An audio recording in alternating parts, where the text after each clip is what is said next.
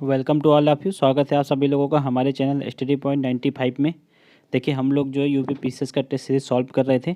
आज हम लोग इसी सीरीज़ में टेस्ट नंबर 6 को देखेंगे। ठीक है, इससे पहले हम लोगों ने देखिए ये जीएस वर्ड का टेस्ट सीरीज़ है। ठीक है, जीएस वर्ड का टेस्ट है और टेस्ट नंबर 6 आज हम लोग देखेंगे। इससे पहले हम लोगों ने टेस्ट नंबर 1, टेस्ट नंबर 3 और टेस्ट नंबर 5 को लगा रखा है।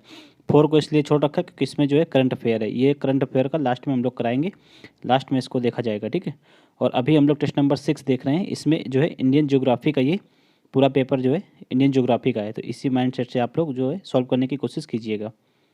ठीक है, चलिए स्टार्ट करते हैं बिना किसी देरी के साथ। देखिए ये पीडीएफ जो है बाइलिंगुअल फॉर्म में है। ठीक है, इसमें हम जो है आप लोगों को हिंदी में कराएंगे। अगर जिसको इंग्लिश में भी देखना है तो ये पीडीएफ हमारे टेलीग्राम चैनल पे आकर के आप डाउनलोड कर सकते हैं। ठीक है, टेलीग्राम चैनल का लिंक आप लोगों को डिस्क्रिप्शन में दे दिया जाएगा।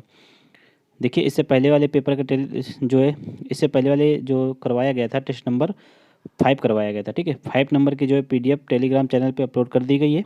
आप लोग वहाँ पर जा कर के उसको भी देख सकते हैं। चलिए स्टार्ट करते हैं बिना किसी देरी के साथ।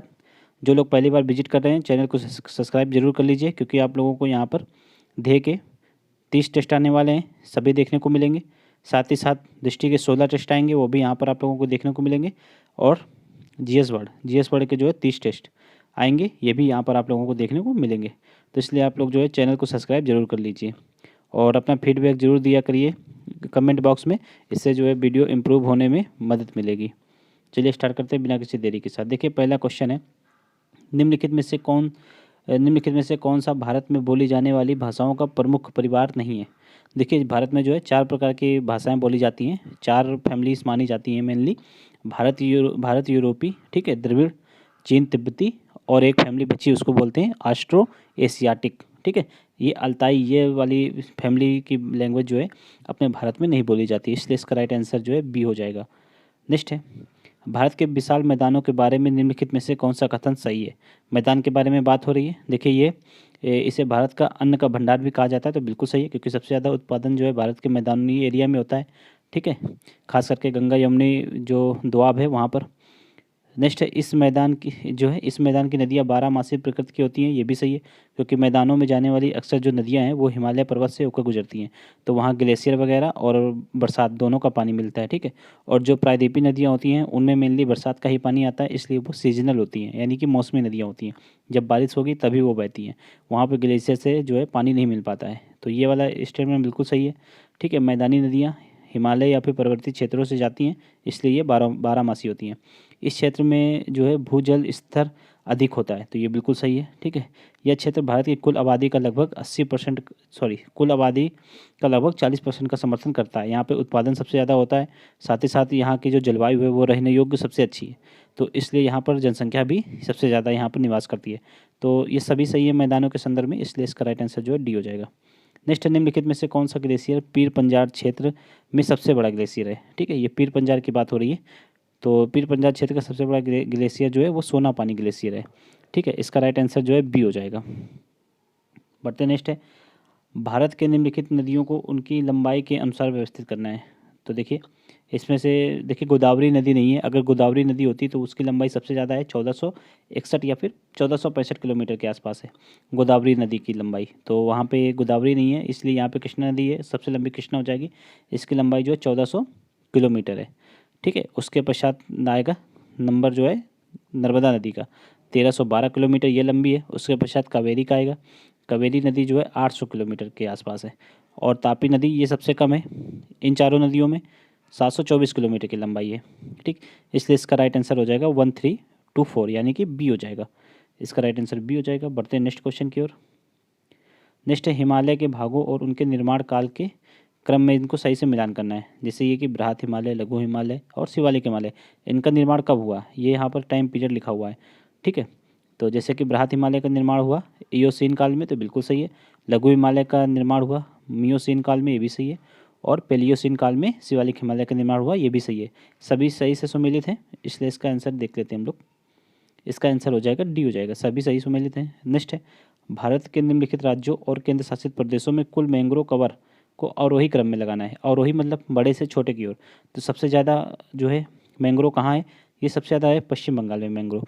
ये कुल मैंग्रोव का लगभग लगभग 42% है। उसके पश्चात गुजरात में सबसे ज़्यादा मैंग्रोव है, ये कुल मैंग्रोव का लगभग 23% है।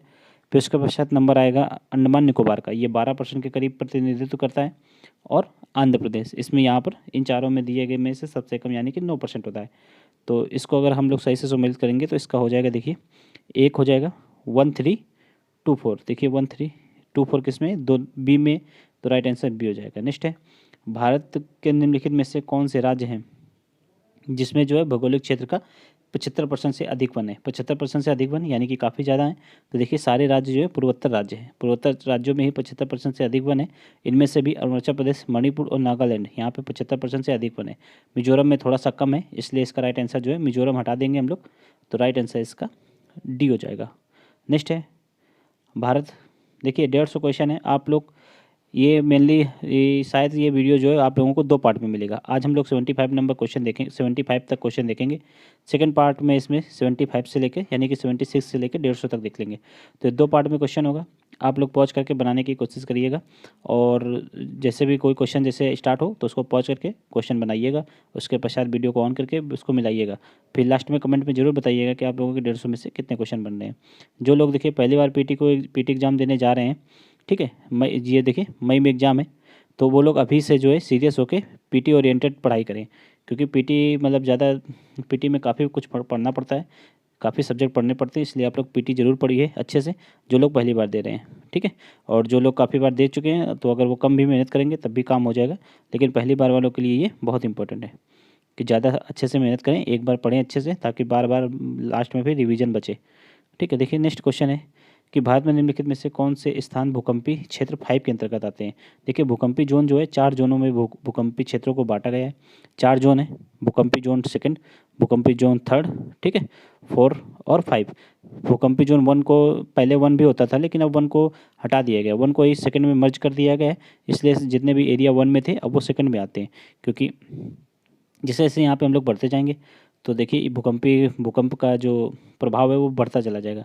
5 की बात हो रही है, यानी कि जो जहाँ पर सबसे अधिक भूकंपी दुर्घटनाएं जो ज़्यादा आता है, ज़्यादा भूकंप आते हैं या फिर क्षति ज़्यादा होती है, तो ज़्यादा शक्तिशाली भूकंप आते हैं इन क्षेत्रों में, उनकी बात हो रही है।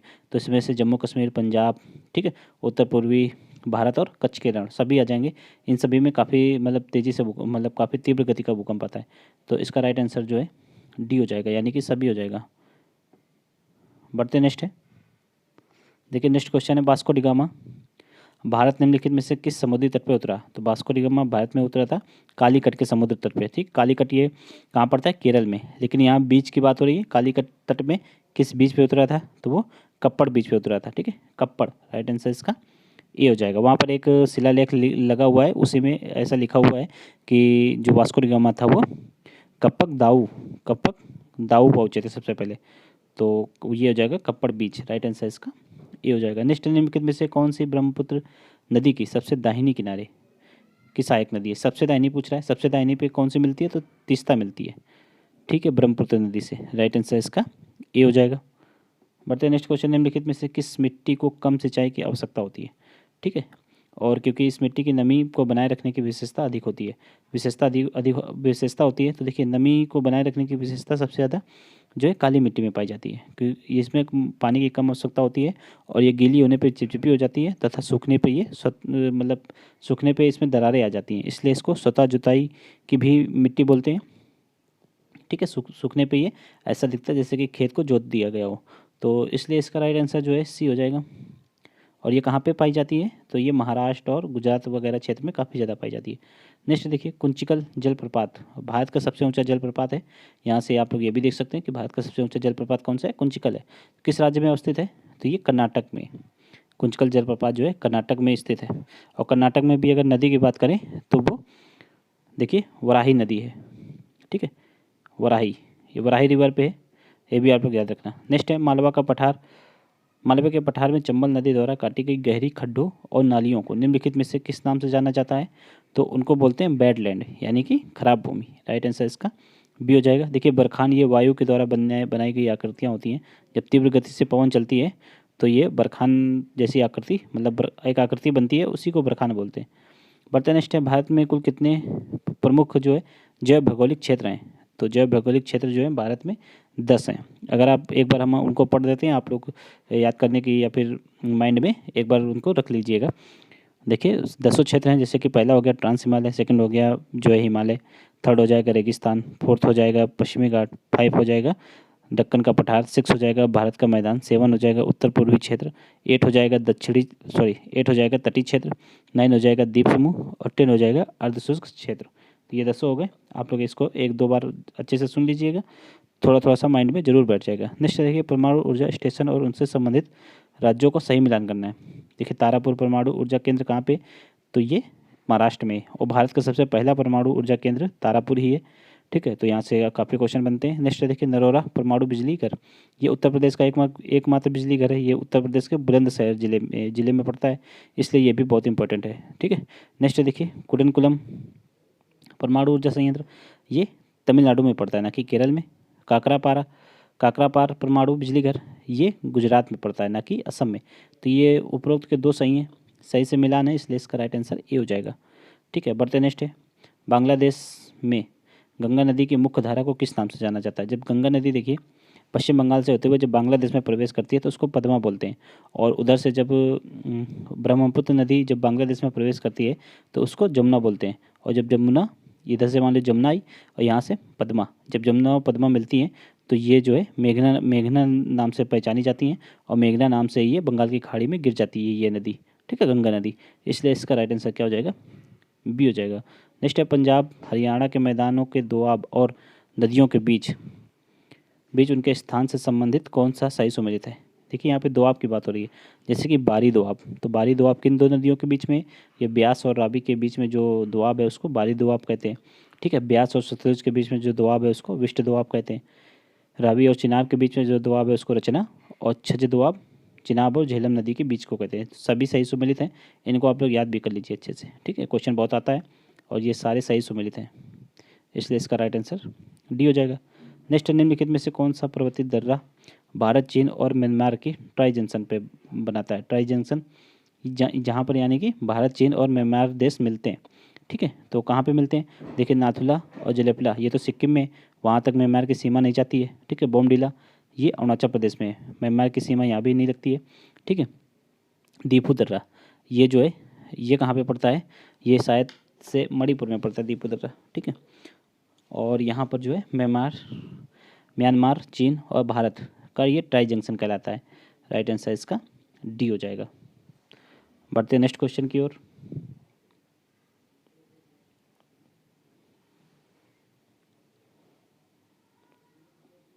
देखिए नेक्स्ट है 19 नंबर क्वेश्चन है कि सभी उत्तर पूर्वी राज्य विदेशों के साथ सीमा साझा करते हैं। तो ये बिल्कुल सही है। ठीक है, इनको सभी उत्तर पूर्वी राज्य जो है विदेशों से सीमा साझा करते हैं, ये सही बात लिखी हुआ है। इनको आप लोग जो है अच्छे से एक बार मैप में जरूर देखिएगा। नेक्स्ट है अरुणाचल प्रदेश एकमात्र राज्य है जो 3 देशों के साथ सीमा साझा करता है। बिल्कुल सही है, अरुणाचल प्रदेश जो है म्यांमार चीन और किससे, भूटान से ये सीमा साझा करता है। तो राइट आंसर इसका सी हो जाएगा, दोनों सही हैं। देखिए नेक्स्ट है डेल्टा मैदान। देखिए डेल्टा मैदान की अपलैंड यानी कि जो ऊंची भूमि होती है और जो दलदली भूमि होती है उनको किस नाम से जाना जाता है। तो देखिए डेल्टा मैदान में जो ऊंची भूमि होती है उनको चर बोलते हैं, और जो दलदली भूमि होती है डेल्टा क्षेत्र में उनको बिल बोलते हैं। तो इसका राइट आंसर क्या हो जाएगा, सी हो जाएगा। नेक्स्ट है सूची को सूची 2 से सुमेलित करना है। देखिए जनजातियों के नाम लिखे हुए, ये उनके निवास स्थान लिखे हुए हैं। ठीक है, जैसे कि बोटिया जनजाति, ये बोटिया कहाँ पे पाई जाती है, तो उत्तराखंड में पाई जाती है। खासी तो गारो खासी जनतियाँ, वहाँ पे पहाड़ियाँ भी हैं मेघालय में, तो वो खासी जनजाति वहीं पे रहती है। टोटा जल जनजाति ये नीलगिरी के पर्वत पे रहती है, काफ़ी आप लोगों ने सुना होगा। और गद्दी ये हिमाचल प्रदेश में रहती है। तो राइट आंसर इसका हो जाएगा, देखिए राइट आंसर क्या हो जाएगा, 3142 यानी कि सी हो जाएगा। बढ़ते नेक्स्ट निम्नलिखित पर्वत चोटियों को पूरब से पश्चिम सही क्रम में लगाना है। पूरब से पश्चिम इस ओर को लगाना है। सबसे पूरब में कौन सी पड़ती है, कंचनजंगा, फिर मकालू, फिर एवरेस्ट, फिर अन्नपूर्णा। तो इसका राइट आंसर क्या हो जाएगा, ये हो जाएगा। बढ़ते नेक्स्ट है, यहाँ पे देखिए कौन सा सही सुमेलित नहीं है वो देखना है। जैसे कि भगवान महावीर राष्ट्रीय उद्यान गोवा में, बिल्कुल सही है। बेतला राष्ट्रीय पार्क ये जो है झारखंड में ना कि उड़ीसा में। ठीक है, ये झारखंड में पड़ता है। केबुल लामजाओ राष्ट्रीय उद्यान ये मणिपुर में। ठीक है, ये बिल्कुल सही है। और वंसदा राष्ट्रीय उद्यान ये गुजरात में, ये भी सही है। तो इसका राइट आंसर जो है बी, ये सही सुमेलित नहीं है, ये इसका राइट आंसर हो जाएगा। प्रोजेक्ट एलिफेंट की शुरुआत कब हुई थी? तो प्रोजेक्ट एलिफेंट की शुरुआत 1992 में हुई थी। ठीक है, हाथियों के संरक्षण के लिए। राइट आंसर इसका बी हो जाएगा। नेक्स्ट है अगस्तमलाई बायोस्फीयर रिजर्व, तो किन राज्यों में अवस्थित है? तो ये देखिए 2 राज्यों से सीमा बनाता है, एक तमिलनाडु, दूसरा केरल। तो इसका राइट आंसर हो जाएगा देखिए, एक तमिलनाडु, दूसरा केरल, यानी कि 1 और 3 जिसमें होगा। राइट आंसर इसका सी हो जाएगा। नेक्स्ट है हेमिस नेशनल पार्क, तो हेमिस नेशनल पार्क कहाँ पे है? तो ये लद्दाख में पड़ता है। ठीक है, राइट आंसर इसका बी हो जाएगा। नेक्स्ट है राष्ट्रीय वन्यजीव बोर्ड की अध्यक्षता कौन करता है? तो राष्ट्रीय वन्यजीव बोर्ड की अध्यक्षता जो है अपने भारत के प्रधानमंत्री द्वारा किया जाता है। राइट आंसर इसका सी हो जाएगा। यहाँ पे आप लोग कन्फ्यूज मत होइएगा, केंद्रीय पर्यावरण मंत्री से कन्फ्यूज हो सकते हैं आप लोग, इसलिए यहाँ पर आप लोग अच्छे से एक बार देख लीजिए। नेक्स्ट है देखिए DRR 45, तो ये किसी किस्म है? तो ये धान की किस्म है। ठीक है, राइट आंसर इसका बी हो जाएगा। Orang tiger reserve, Orang national park भी है और औरंग टाइगर रिजर्व भी है। ये कहाँ पे है? ये असम में है। ठीक है, राइट आंसर इसका ए हो जाएगा। नेक्स्ट राजस्थान के वे कौन से जिले हैं जो अंतर्राष्ट्रीय सीमा पर स्थित है? तो ये श्रीगंगानगर, बीकानेर, जैसलमेर और बाड़मेर, यही हैं। ये कहाँ पे? तो पाकिस्तान के बॉर्डर पे ये पड़ते हैं। राइट आंसर इसका ये हो जाएगा। नेक्स्ट है निम्नलिखित में से कौन सी झील जो है बिहार में स्थित है? तो बिहार में इसमें से अनुपम झील है। ये जो कैमूर वन्यजीव अभयारण्य है तो उसी में ये पड़ती है अनुपम झील। ठीक है, और ये कैमूर जिले में पड़ता है, कैमूर वन्यजीव अभयारण्य। राइट आंसर इसका ए हो जाएगा। सामर झील, तो ये कहाँ है? ये तो राजस्थान में। सुखना ये चंडीगढ़ में, और कांकरिया झील ये गुजरात में। ठीक है, बढ़ते नेक्स्ट है। नेक्स्ट देखिए भारत के उत्तर से दक्षिण की ओर जाते हुए नीचे दी गई नदियों को सही क्रम में लगाना है। उत्तर से दक्षिण की ओर जाना है और नदियों को सही क्रम लगाना है। तो सबसे उत्तर में नदी कौन सी बहती है? वो सियोक नदी बहती है। ये सियाचिन ग्लेशियर से निकलती है। उसके पश्चात कौन सी मिलेगी? सियोक के पश्चात मिलती है चिनाब, चिनाब के पश्चात रावी, फिर सतलुज। तो राइट आंसर इसका बी हो जाएगा। बढ़ते नेक्स्ट निम्नलिखित में से पूर्व दिशा में बहने वाली प्रायद्वीपीय नदियों को उत्तर से दक्षिण, यहाँ पर भी देखिए नदियाँ हैं, प्रायद्वीपीय नदियाँ हैं, इनको उत्तर से दक्षिण की ओर व्यवस्थित करना है। तो सबसे उत्तर में कौन सी नदी बहती है? स्वर्ण रेखा नदी बहती है। ठीक है, ये अमरकंटक की पहाड़ी से निकलती है और पश्चिम बंगाल और उड़ीसा में बहती है। ठीक है, महानदी, ठीक है, ये छोटा नागपुर के पहाड़ से निकलती है। ये जो है छत्तीसगढ़ और उड़ीसा में बहती है। गोदावरी ये महाराष्ट्र से निकलती है। फिर उसके पश्चात फिर उसके पश्चात आ जाएगा कृष्णा रिवर, ये भी महाराष्ट्र से निकलती है। फिर पेन्नार रिवर, फिर कावेरी, लास्ट में सबसे बहती है वेगई। ठीक है, राइट आंसर इसका ए हो जाएगा, यही इसका सही क्रम है। वेगई नदी तमिलनाडु में बहती है। ठीक है, बढ़ते नेक्स्ट है केदारनाथ और रुद्रप्रयाग के मध्य बहने वाली नदी कौन सी है? तो देखिए केदारनाथ और रुद्रप्रयाग के मध्य बहने वाली नदी जो है मंदाकिनी है। ठीक है, मंदाकिनी अलकनंदा की है एक सहायक नदी है, और जब ये अलकनंदा में आकर मिलती है मंदाकिनी, तो कहाँ पे मिलती है? तो वो रुद्रप्रयाग में आकर मिलती है। ठीक है, इसलिए राइट आंसर इसका डी हो जाएगा। नेक्स्ट है भारत की पहली नदी झील लिंक परियोजना कहाँ प्रारंभ की गई है? तो ये प्रारंभ की गई है हरिपुरा, मध्य प्रदेश के हरिपुरा डिस्ट्रिक्ट में। ठीक है, राइट आंसर इसका सी हो जाएगा। बढ़ते नेक्स्ट क्वेश्चन की ओर। देखिए नेक्स्ट क्वेश्चन है सूची 1 को सूची 2 से सुमेलित करना है। ठीक है, सूची 1 में है यहाँ पर झीलें हैं, और ये झीलें किस प्रकार से बनती हैं ये उनके टाइप लिखे हुए हैं। जैसे कि रिप्ट घाटी झील, तो रिप्ट घाटी झील ये कैसे बनती है? जब भूसंचलन यानी कि भूसंचलन द्वारा जो क्रियाएं होती हैं, प्लेट विवर्तनिक क्रियाएं होती हैं, उनसे ये रिप्ट घाटी की झीलें बनती हैं। ठीक है, तो पहले का तीसरा हो जाएगा। तो इसी से आप लोग आंसर देख सकते हैं, इसका आंसर ए आएगा, क्योंकि पहले का तीसरा सिर्फ एक ही में है। ठीक है, बाकी भी हम लोग देख सकते हैं, जैसे कि सर्क झील ये हिमच्छादन के से निर्मित होती हैं ये झीलें। ठीक है, हिमालय वगैरह क्षेत्र में। कास्ट झीलें, तो कास्ट झील ये अपर्दन से निर्मित होती हैं। और बैरियर झील, तो ये भूस्खलन तथा हिमस्खलन से निर्मित होती हैं। तो भूस्खलन में बैरियर वगैरह काफ़ी यूज होते हैं, यानी कि बैरियर लग जाता है जहाँ कहीं भी भूस्खलन हो जाता है, तो वहाँ से आप लोग थोड़ा सा कनेक्ट कर सकते हैं बैरियर झील। तो इसका राइट आंसर ए हो जाएगा। ठीक है, बढ़ते नेक्स्ट है देखिए मुल्ला पेरियार बांध के जल को निम्नलिखित में से किन राज्यों के मध्य विवाद रहा है? तो मुल्ला पेरियार बांध, तो ये कहाँ पे है? तो ये पेरियार नदी पे है, और पेरियार नदी जो है केरल से तमिलनाडु के मध्य बहती है, इसलिए इसका राइट आंसर भी सी हो जाएगा।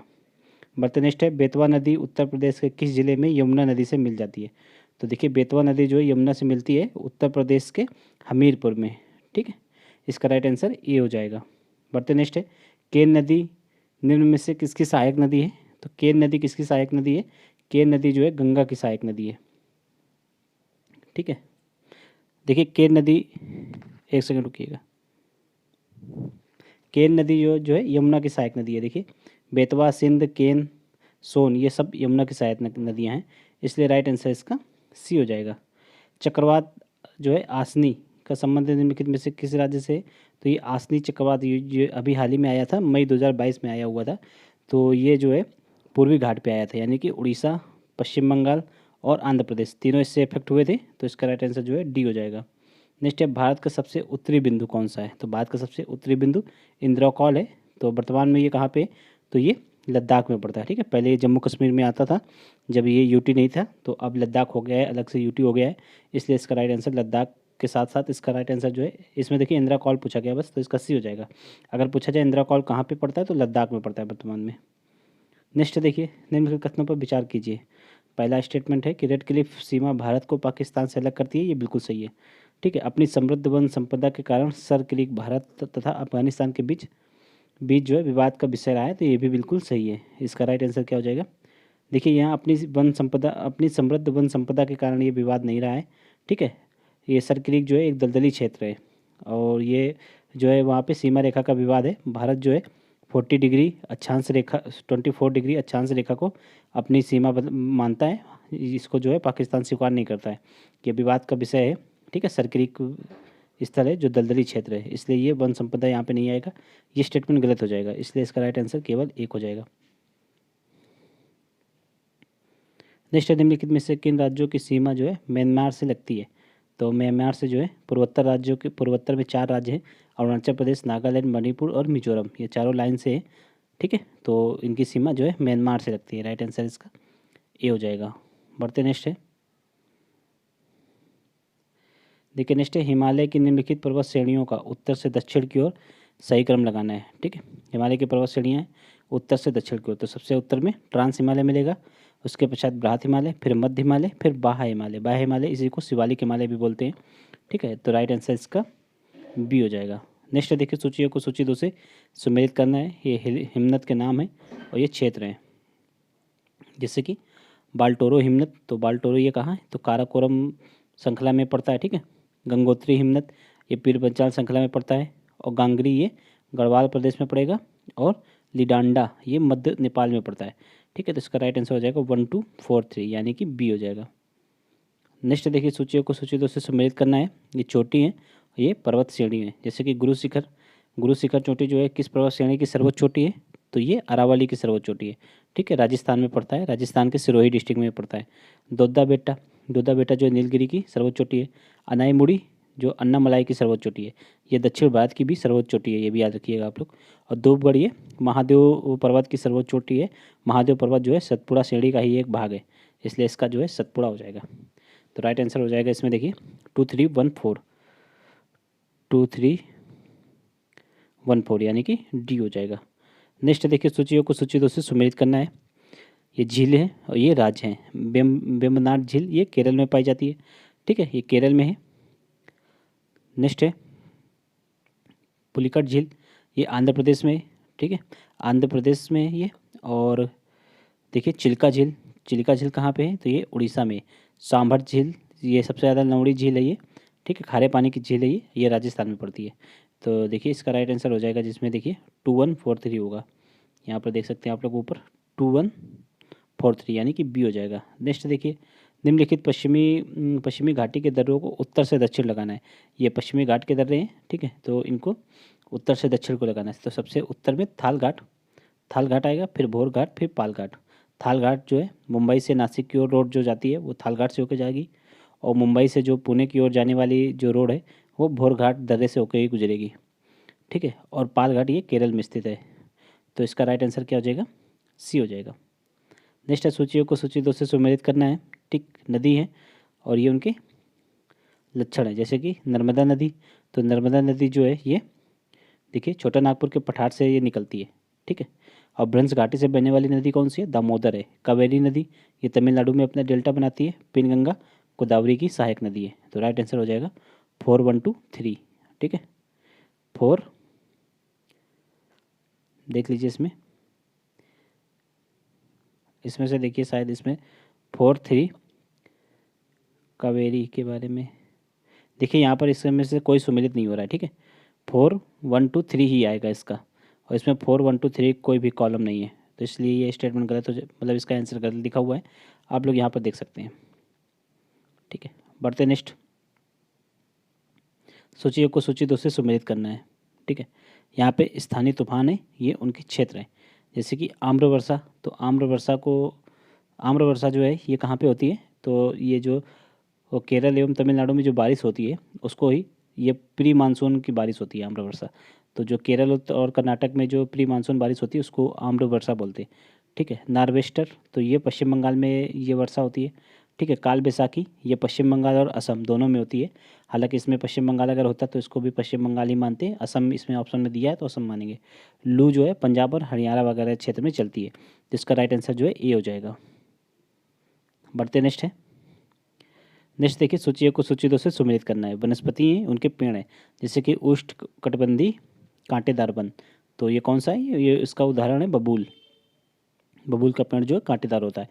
आर्द्र पर्णपाती, तो आर्द्र पर्णपाती का उदाहरण है जो टीक। ठीक है, उष्णकटिबंधीय सदाबहार का उदाहरण कौन सा है, एबोनी। और अल्पाइन ये सिल्वर फर हो जाएगा। तो इसका राइट आंसर हो जाएगा 2314, 2314 यानी कि सी हो जाएगा। सूची इसमें देखिए कौन सा सही सुमेलित नहीं है उसको चुनना है। ठीक है, ये अनुसूचित जनजातियाँ हैं और ये राज्य हैं। इसकी मुंडा जनजाति झारखंड में बिल्कुल सही है। भील जो है राजस्थान में पाई जाती है, ये भी सही है। मारिया छत्तीसगढ़ में, ये भी सही है। टोडा जो है नीलगिरी के पर्वतों पे पाई जाती है, नीलगिरी पर्वत मेनली ये तमिलनाडु में ये जनजाति पाई जाती है। ठीक है, टोडा, तो ये आंध्र प्रदेश से गलत होगा, यहाँ पे तमिलनाडु होता तो बिल्कुल सही होता, इसलिए राइट आंसर इसका डी हो जाएगा। नेक्स्ट देखिए, सूची 1 को सूची 2 से सुमेलित करना है। ये स्थानांतरित कृषि है और ये राज्य है। तो झूम कृषि, जो ये देखिए सारी ये जो है स्थानांतरित कृषियाँ हैं और उनके ये स्थानीय नाम है। जैसे कि झूम, झूम कहाँ पे बोलते हैं, तो ये असम में, यानी कि पूर्वोत्तर राज्यों में जितने होते हैं उनको झूम कृषि बोलते हैं। ठीक है, पोडू ये आंध्र प्रदेश में होती है स्थानांतरित कृषि।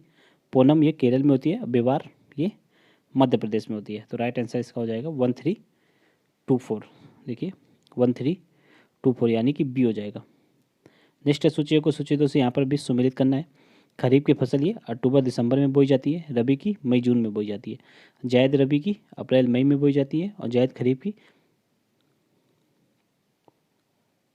एक सेकंड इसमें थोड़ा सा गलत हो गया। देखिए खरीफ की फसल जो है मई जून में बोई जाती है। रबी की अक्टूबर दिसंबर में बोई जाती है और जायद रबी की अप्रैल मई में और जायद खरीफ की दिसंबर जनवरी में बोई जाती है।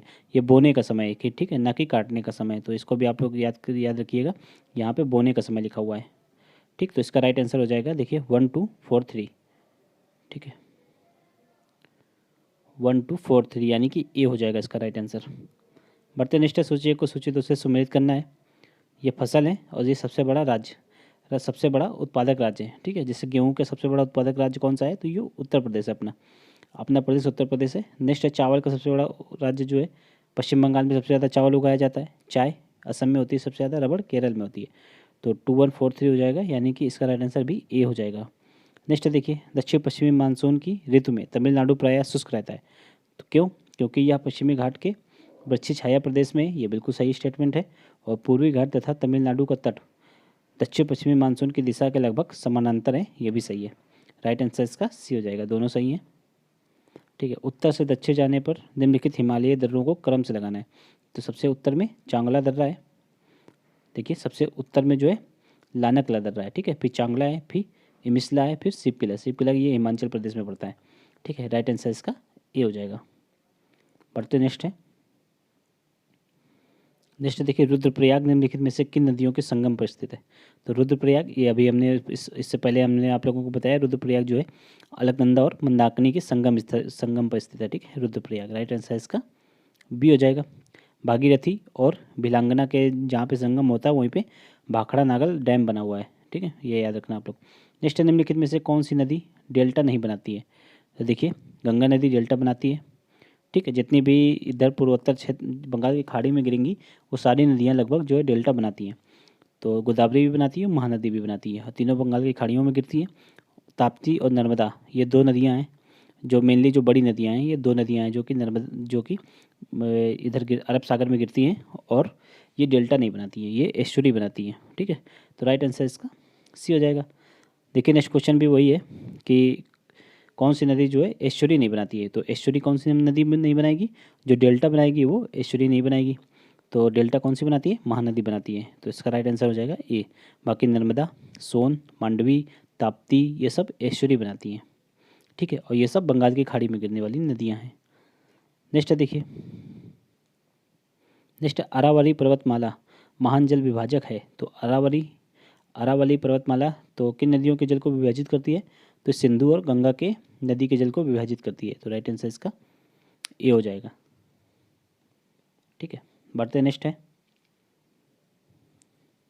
सूची 1 को सूची 2 से यहाँ पर भी सम्मिलित करना है। जैसे कि मुर्खा घाटी, ये मुर्खा घाटी कहाँ है, लद्दाख में, ठीक है।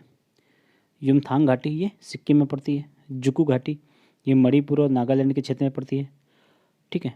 और अराकू घाटी ये आंध्र प्रदेश में पड़ती है, ठीक है। राइट आंसर इसका हो जाएगा 1423, यानी कि बी नंबर हो जाएगा इसका राइट आंसर, बी ऑप्शन हो जाएगा।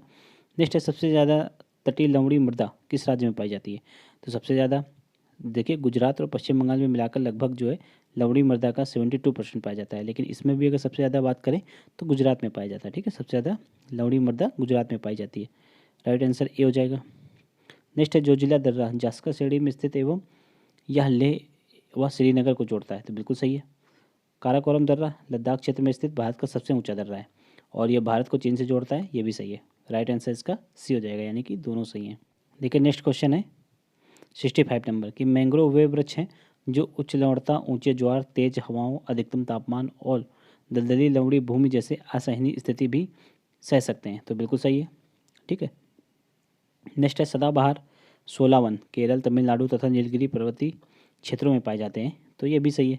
राइट आंसर इसका क्या हो जाएगा, सी हो जाएगा, दोनों सही हैं।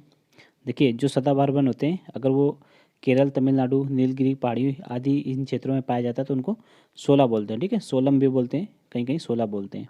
नेक्स्ट निम्नलिखित में से कौन सी यमुना की सहायक नदी नहीं है, तो यमुना की सहायक नदियाँ कौन कौन सी हैं, बेतवा, चंबल, ठीक है, केन, एक और है मेन सिंध, ये 4 ज़्यादा पूछी जाती हैं एग्जाम में, ठीक है, सिंध होगा।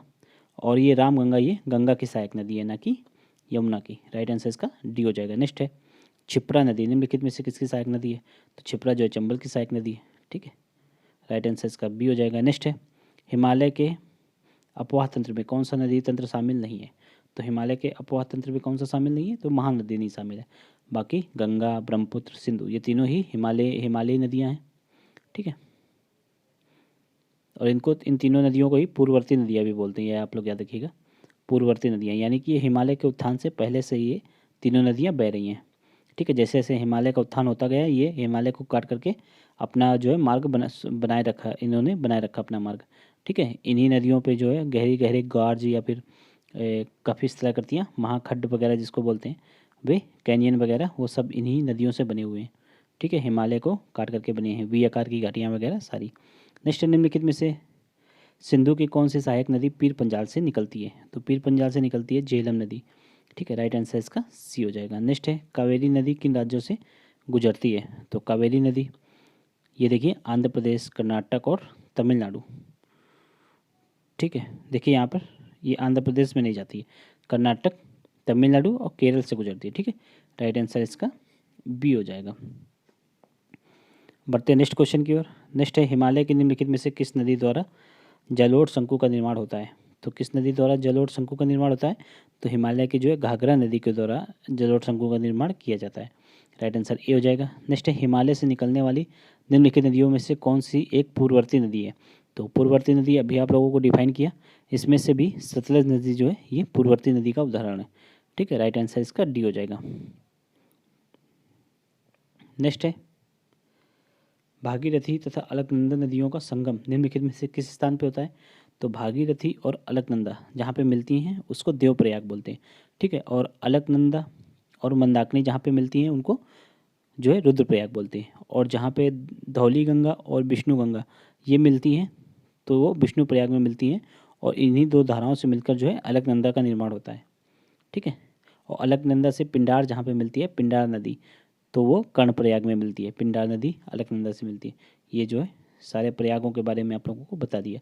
नेक्स्ट निम्नलिखित में से कौन सी नदी नेपाल भारत के मध्य सीमा बनाती है, नेपाल भारत के मध्य जो है शारदा नदी सीमा बनाती है, शारदा, ठीक है, इसी को काली रिवर भी बोलते हैं, तो इसलिए राइट आंसर इसका सी हो जाएगा। नेक्स्ट है करेवा हिमानीकृत वेदिकाएं पाई जाती हैं। तो देखिए करेवा हिमानीकृत वेदिकाएं ये कहाँ पाई जाती हैं, ये झेलम घाटी में पाई जाएंगी। ठीक है, ये जम्मू कश्मीर क्षेत्र में पाई जाती हैं ये घाटियाँ, और इन्हीं घाटियों में से इन्हीं घाटियों में जो है केरल की खेती केसर की खेती की जाती है। ठीक है, केसर इन्हीं घाटियों में उगाया जाता है। राइट आंसर इसका सी हो जाएगा। देखिए यहाँ पर हम लोगों ने 75 क्वेश्चन देख लिए हैं।